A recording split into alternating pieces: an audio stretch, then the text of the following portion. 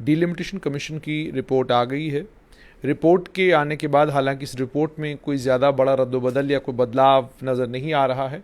जो सर्कुलेट अलग अलग ग्रुप्स में अभी तक ये रिपोर्ट हो चुकी है और गवर्नमेंट ऑफ इंडिया ने भी इसकी गज़ट नोटिफिकेशन जो इशू कर दी है। गज़ट नोटिफिकेशन की इशू करने का मतलब ये हो गया कि डिलिमिटेशन कमीशन का जो अमल है वो जम्मू कश्मीर में मुकम्मल हो चुका है। लेकिन जो एक प्रेस नोट डिलिमिटेशन कमीशन ने जारी किया है, उस प्रेस नोट में डिलिमिटेशन कमीशन ने ये कहा है कि हमने सिफारिश की है कि कश्मीरी पंडितों के लिए 2 सीट्स रखी जाएं और पाकिस्तान के कब्ज़े वाले जम्मू कश्मीर से जो लोग रेफ्यूजी जम्मू कश्मीर में इस वक्त रह रहे हैं उनके लिए भी सीट्स उनके लिए भी कुछ सोचा जाए।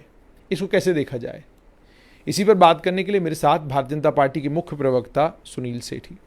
सेठ साहब, सबसे पहले मुझे ये बताइएगा कि रिपोर्ट को आप कैसे देखते हैं। रिपोर्ट में तो कोई बड़ा बदलाव नहीं आया है और जो हिज़्ब इख्तिलाफ है वो आपके ऊपर ये इल्ज़ाम लगाता है कि ये कमीशन ही आपका था, तो बिल्कुल ऐन आपकी मंशा के मुताबिक जो है वो काम हुआ।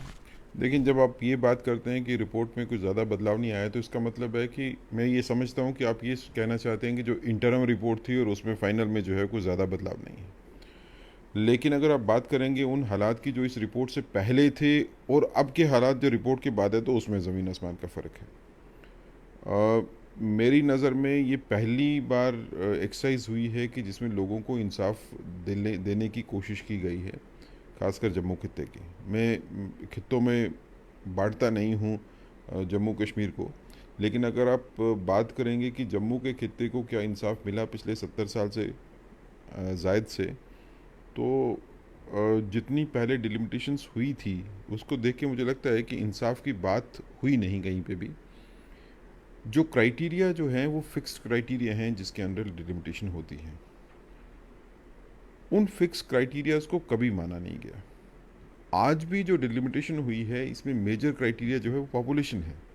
ये मानने की बात है कि इसमें पॉपुलेशन मेजर क्राइटेरिया है, और रेदर लोग ये कहते हैं कि आपने क्योंकि पुराने सेंसस को ही बेस बनाया है, तो इसलिए क्योंकि बात तो ये मानने की है कि पुराना सेंसस जो है उसमें बड़े डाउटफुल जो है वो आंकड़े हैं, तो लोग कहते हैं कि पुराने सेंसस को बेस क्यों बनाया आपने।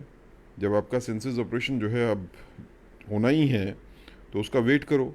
जब पुराने सेंसस पे करते हो तो डिलिमिटेशन की रिपोर्ट जो है वो उतनी अच्छी नहीं आएगी जितनी उसको अच्छा होना चाहिए। लेकिन हमारे पास नए सेंसस का वेट करने का मतलब है कि और 2-3 साल तक जो है इसको आगे लेके जाना, जो शायद पॉसिबिलिटी नहीं थी। लेकिन बावजूद उसके कि पॉपुलेशन जो है हो सकता है कि लूप साइडेड है, जो कश्मीर में जिसको ज़्यादा बताया गया, जम्मू में कम बताया गया, बावजूद इसके एक यूनिफॉर्मली क्राइटेरिया जो है उसको फॉलो किया गया और पहली बार जो है वो जम्मू खित्ते को ऑलमोस्ट जो है जितनी सीटें उसको मिलनी चाहिए थी, ऑलमोस्ट वहाँ पे हम नज़दीक उसके पहुँच गए। दूसरा, मैं इस डिलिमिटेशन कमीशन की रिपोर्ट को हिस्टोरिकल ज़रूर कहूँगा कि इस डिलिमिटेशन कमीशन की रिपोर्ट ने पहली बार आज़ादी के बाद पहली बार किसी ने सोचा तो सही कि जो POJK के रेफ्यूजीज़ हैं उनको भी कोई हक होना चाहिए। ये तो सभी को पता है कि कॉन्स्टिट्यूशन ऑफ जम्मू कश्मीर भी जब होता था स्टेट में, तो उसमें भी प्रावधान था कि सीटें जो है वो रिजर्व की हुई थी POJK के लिए। लेकिन किसी ने सोचा नहीं कि जो POJK की कम्युनिटी जो है जो वहाँ से मूव की, क्या उनको कोई रिप्रेजेंटेटिव राइट्स मिलने चाहिए। तो ये पहली बार डिलिमिटेशन कमीशन ने रिकमेंडेशन की है कि POJK का जो विस्थापित समाज है उसको भी बाय वे ऑफ नॉमिनेशन जो है उनको सीटें मिलनी चाहिए। और इसी तरह ये पाथ ब्रेकिंग है। शायद भारत की हिस्ट्री में आपको इस तरह की चीज़ नहीं मिले कि हमने माइग्रेंट कम्युनिटी को पहली बार नॉमिनेशन का प्रावधान बनते हुए देखा है उनके लिए।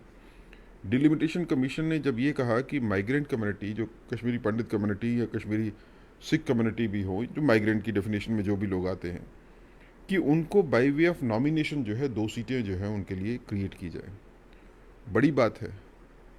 वो समाज जिसको कि मिलिटेंसी के चलते हुए अपने घरों को छोड़ के मुश्किल हालात में आना पड़ा, कम से कम उनको एक रास्ता तो दिखा कि उनकी आवाज़ भी असेंबली में सुनी जाएगी। लेकिन जैसे आप कह रहे हैं रास्ता दिखा, जम्मू कश्मीर रीऑर्गेनाइजेशन का जो कानून है 2019 का, आज जब कानून पर नज़र दौड़ाते हैं तो वहाँ साफ तौर पर ये कहा गया था कि आप जो रिजर्वेशन है शेड्यूल ट्राइब के लिए, शेड्यूल कास्ट के लिए और 90 सीटों को डिलिमिट करने का काम करें। क्या मरकज़ी सरकार को उस वक़्त ये ख्याल नहीं था कि कश्मीरी पंडित भी यहाँ पर रहते हैं, पाकिस्तान के कब्ज़े वाले जम्मू कश्मीर से आए हुए लोग भी यहाँ पर रहते हैं, वेस्ट पाकिस्तान के रेफ्यूजी भी यहाँ पर रहते हैं? अगर उनको ये ख्याल होता तो रीऑर्गेनाइजेशन एक्ट में ही पहले ही आप ये प्रावधान रखते, ताकि डिलिमिटेशन कमीशन को बजाय नॉमिनेशन करने के सीधा सीटें रिजर्व करते, जो शायद कश्मीरी पंडित समुदाय के लोगों की मांग भी है। और दूसरा ये दो सवाल हैं। दूसरा सवाल ये है कि आप कह रहे हैं कश्मीरी माइग्रेंट्स, तो इसकी मुराद है कश्मीरी मुसलमान माइग्रेंट भी, कश्मीरी पंडित माइग्रेंट भी, कश्मीरी सिख माइग्रेंट भी? क्योंकि आप जब माइग्रेंट कहते हैं तो उसमें उस जुमरे में ये सारे के सारे लोग आते हैं, तो इसका मतलब कश्मीरी पंडित कम्युनिटी को ही रिलीफ मिला है, ऐसा भी इस रिपोर्ट में नज़र नहीं आ रहा। तो इन दोनों सवालों का जवाब देखें।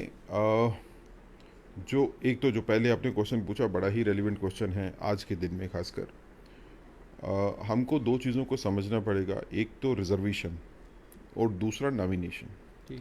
रिजर्वेशन जो होती है वो कॉन्स्टिट्यूशन उसको गवर्न करता है, और constitutionally reservation can be for SC and STs.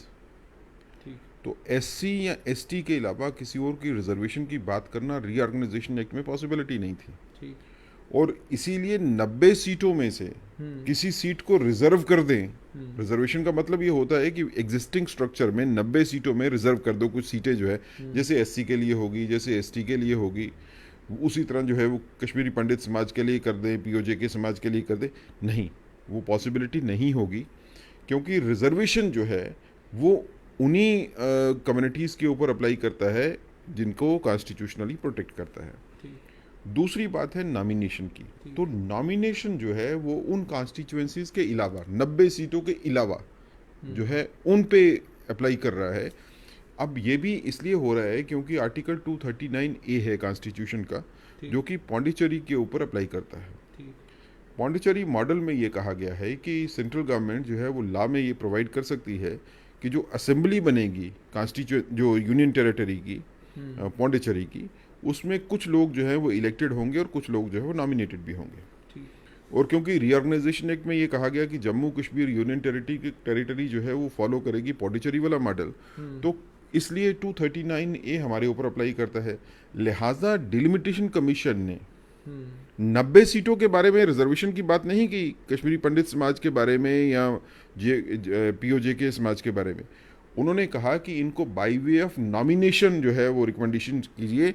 वो हो गया 90 से जायद, 90 के आगे बढ़ के राइट उनको जो है वो, जैसे 239A कहता है कि उनको राइट पूरे होंगे, उनको वही राइट होंगे, राइट ऑफ वोट वगैरह जो है वो उनको सभी राइट होगा। और मुझे लगता है कि ये एक अच्छी सोच के साथ जो है वो रिकमेंडेशन की गई है, और सेंट्रल गवर्नमेंट भी इसके बारे में ज़रूर सोचेगी। देखिए, ये रिकमेंडेशन ऐसी है कि ये बाइंडिंग नहीं है सेंट्रल गवर्नमेंट के ऊपर।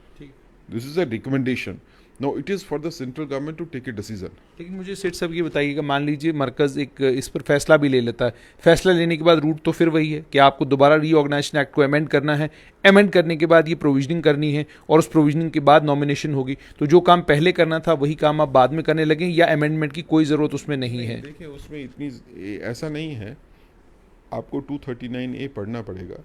239A में ये पार्लियामेंट्री पावर नहीं है, ये सेंट्रल गवर्नमेंट की पावर है। वो ये कहता है कि central government can provide by rules, so it doesn't have to necessarily route through the parliament. ये सेंट्रल गवर्नमेंट बाय नोटिफिकेशन भी कर सकती है। दूसरा जो क्वेश्चन आपका रह गया वो ये था कि विस्थापित समाज की जब हम रिजर्वेशन की बात करते हैं तो विस्थापित समाज में कौन से लोग हैं? कश्मीर से कौन से लोग माइग्रेट हुए हैं? कश्मीर से 90% जो है वो कश्मीर का हिंदू समाज जो है वो माइग्रेट हुआ, कश्मीरी पंडित जिनको आप कहते हैं। उसमें कश्मीरी सिख भी हैं जो माइग्रेट हुए हैं, कश्मीरी मुस्लिम्स भी है जो माइग्रेट हुए हैं। लेकिन जब आप नॉमिनेशन की बात करते हो तो you have to look to the aspirations of the people जिनकी आप बात करते हो, जो माइग्रेट होके आए हैं। तो मुझे लगता है कि ये एस्पिरेशंस को मीट करने के लिए ये ज़रूरी है कि वहाँ के लोगों की जो है वो नॉमिनेशन के थ्रू जो प्रावधान जो बना है, जो उनको सीटें देने का, ये अच्छी सोच है। और उसमें से भी अगर एक जो है वो फीमेल है तो उससे और ज़्यादा अच्छी बात है। उन लोगों को अगर आप माइग्रेशन से पहले की हालात देखें तो 1950 के बाद से, जब से इलेक्शन होते आ रहे हैं, हर बार कोई ना एक आपको जो है कश्मीरी पंडित जो है वो लेजिस्लेटिव असेंबली में मिलता ही था। लेकिन आज के दिन में आप ये सोचेंगे कि कश्मीर में इलेक्शन हो जाए और वहाँ से जो है कश्मीरी पंडित समाज का कोई एक आदमी जो है वो जीत के आ जाए, मुश्किल है। वो मिलिटेंसी के बीच के दौर में चलते हुए या उसके थोड़ी देर के बाद रामन मट्टू जी जो है वो जीत के आ गए, 300 के करीब जो है वो टोटल पोल हुए, वो अलग बात है। लेकिन कॉन्स्टिट्यूशन में पोलराइजेशन समाज की इतनी ज़्यादा कर दी मिलिटेंसी के दौरान, सेपरेटिज्म के दौरान, कि कश्मीरी पंडित समाज का कोई आदमी जीत के नहीं आ सकता है। तो रास्ता उनको आपने सुनना भी ज़रूरी है उनको लेजिस्लेशन में। देखें, क्या आप कोई कश्मीर का स्थायी हल सोच सकते हैं कि बगैर कश्मीरी पंडित समाज को वापस कश्मीर में भेजे बगैर? लेकिन आपने जो टर्मिनोलॉजी उसमें यूज़ की है, इलेक्शन कमीशन जो डिलिमिटेशन कमीशन के लोगों ने वो टर्मिनोलॉजी है कश्मीरी माइग्रेंट, तो अगर आपको पता है ये कश्मीरी पंडित माइग्रेंट है तो पूरा नाम लिखने में और कश्मीरी माइग्रेंट लिखने में साफ ये हो जाता है कि नहीं, ये एक समुदाय विशेष की बात नहीं की जा रही, उन तमाम लोगों की बात की जा रही है जो कश्मीर से माइग्रेट होकर जम्मू संभाग में या दिल्ली, बॉम्बे या अलग अलग इलाकों में लोग। देखिए, डिलिमिटेशन कमीशन ने जो वर्ड्स इस्तेमाल किए हैं उसके मायने हैं। जो वर्ड्स उन्होंने नहीं इस्तेमाल किए हम उसको इस्तेमाल नहीं करेंगे। लेकिन मैं सिर्फ आपको ये कहना चाहता हूँ कि कश्मीरी माइग्रेंट समाज में कितने लोग किस कम्युनिटी से हैं उसको ध्यान में रख के ही नॉमिनेशन होगी। यानी आप कह रहे हैं कि उसमें मेजॉरिटी माइनॉरिटी तो क्लियर हो जाएगा उसमें, क्योंकि you have to look to the aspirations of the people, कि जिनको नॉमिनेशन का मतलब ये होता है कि आप उन लोगों को राइट दीजिए अपनी भावनाओं को सामने लेके आने का। लेकिन सेठ साहब, मुझे ये बताइएगा कि अगर अभी राजौरी पुंछ के इलाके की अगर हम बात करें तो पहाड़ी और गुज्जर बकरवाल समुदाय का दोनों का एसटी पर क्लेम है। गुज्जर बकरवाल समुदाय के पास तो एसटी ऑलरेडी है और पहाड़ी समुदाय एक्सपेक्ट कर रहा है कि आप उनको शेड्यूल ट्राइब देंगे। पहले तो ये कि क्या उनको आने वाले वक्त में शेड्यूल ट्राइब का स्टेटस मिलेगा या नहीं मिलेगा, या ये सिर्फ एक शगुफा है जो आपने उड़ाया है, क्योंकि लंबा वक्त हो गया, वो लोग भी लगातार कह रहे हैं कि जनाब हमको उम्मीद है, आस है, तवक्का है कि हमको मरकज़ जो है एसटी का स्टेटस देगा। देखो, जब जम्मू में रैली हुई थी तो आदरणीय होम मिनिस्टर साहब ने बड़ा क्लियरली कहा था कि पहाड़ी समाज को इंसाफ मिलेगा। ठीक। अब ये उनको इंसाफ का मतलब ये है कि उनको रिजर्वेशन देनी है, इंसाफ का मतलब ये है कि उनको एसटी स्टेटस देना है, या कुछ और मतलब है, we can not comment upon. लेकिन अब इन सियासी हालात में जहां डिलिमिटेशन कमीशन ने सीटें रिजर्व कर दी हैं, 4 सीटें जो है वो जम्मू संभाग में रिजर्व हुई हैं, इसी तरीके से कश्मीर संभाग में भी लगभग शायद 3 सीटें रिजर्व हुई हैं, तो आपसे जानना चाहूँगा कि आपको नहीं लगता कि अब ज़्यादा इंपॉर्टेंट हो गया है ये कि आप या तो इनको एसटी स्टेटस दे दें, या आपको लगता है कि आने वाले वक्त में ये फिर आपके लिए सियासी तौर पर मुश्किल हो सकती है? मुझे नहीं लगता है कि इस तरह के फैसले जो हैं वो सिर्फ इसलिए किए जाते हैं कि इलेक्शन के बीच में कौन जीतेगा कौन हारेगा। ये समाज के साथ इंसाफ करने की बात है। अगर गवर्नमेंट को ये लगता है कि जो लोग पहाड़ी समाज के साथ ताल्लुक़ रखते हैं, आप ये भी एक डिफ़ाइन करने की ज़रूरत है कि पहाड़ी समाज जो है कौन सा है। वो लोग जो पहाड़ों पे रहते हैं, वो लोग जो पहाड़ी लैंग्वेज बोलते हैं, वो लोग जिनके कनेक्शन रहे हैं उन एरियाज़ के साथ, ये एक चर्चा का विषय है। यहाँ तो पाकिस्तान के कब्जे वाले जम्मू कश्मीर से जो लोग आए हैं वो भी मांग कर रहे हैं कि उनको पहाड़ी समाज के साथ जोड़ा जाए।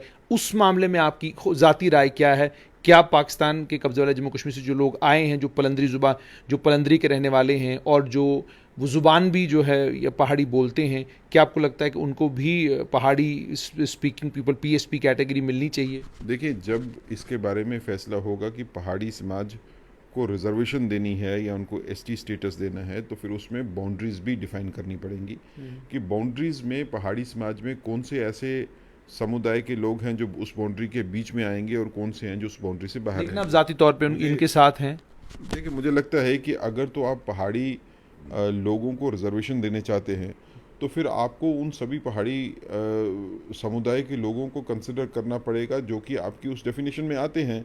अगर पहाड़ी समाज की कोई डेफिनेशन में आता है तो उसको आप इसलिए डिनाई नहीं कर सकते हो कि वो अभी जो है वो उस पहाड़ी इलाके में नहीं रहता, या पहाड़ी इलाका ए है और पहाड़ी इलाका बी है, उसमें डिस्टिंग्विश करना बड़ा मुश्किल बात है। आप कहेंगे कि पुंछ रजौरी वाला जो है पहाड़ी हो गया और डोडा किश्तवाड़ वाला पहाड़ी नहीं होगा। कॉन्स्टिट्यूशनली जो है इसमें दिक्कत आएगी। कश्मीर के पहाड़ी इलाके जो हैं वहाँ पे भी आपको समान इंसाफ करना पड़ेगा। लेकिन मुझे लगता है कि जब गवर्नमेंट इस बारे में सोचेगी कि पहाड़ी समाज के बारे में उनको एसटी स्टेटस देना है, तो उसमें इस बात की भी जो है वो ज़रूर चर्चा भी होगी और फैसले भी होंगे कि कौन कौन से लोग उसमें फाल करेंगे। अंत में सेठ साहब आपसे ये जानना चाहूँगा कि आप डिलिमिटेशन कमीशन की रिपोर्ट से पूरी तरह मुतमईन हैं, या आपको भी लग रहा है कि बहुत सारे खमोपेच इस रिपोर्ट में रह गए हैं?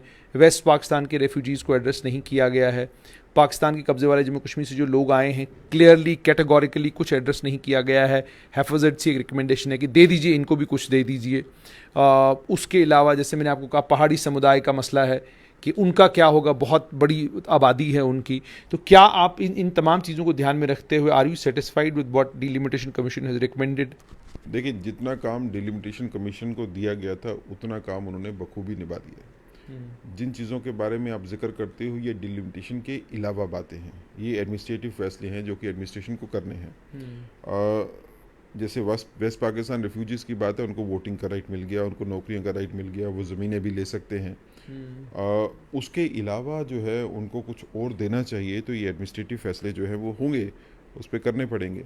इसी तरह बाकी चीज़ें जो हैं वो कुछ फैसले ऐसे हैं कि जो डिलिमिटेशन के अलावा लिए जाएंगे, गवर्नमेंट के लेवल के ऊपर लिए जाएंगे।